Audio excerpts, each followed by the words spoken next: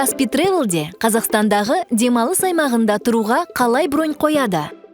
Каспий KZ мобильді қосымшасындағы Каспий Travel сервисіне өтіп, Қазақстан бойынша турларды ашыңыз. Содан кейін орынды таңдаңыз. Тұратын күндерді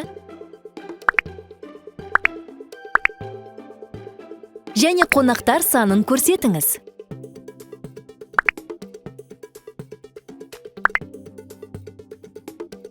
Демалыс аймағының сипаттамасын зерттеңіз.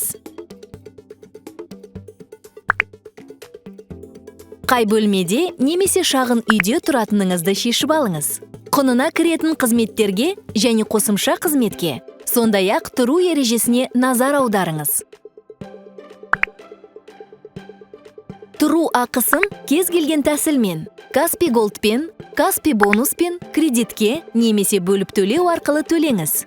Бронь қойылғанын растайтын хабарлама сізге 3 сағаттың ішінде келеді. Содан кейін ваучерді жүктеп ала аласыз. Бөлмеге орналасқан кезде оны қағаз немесе электрондық түрде көрсету керек. Демалысыңыз жақсы өтсін.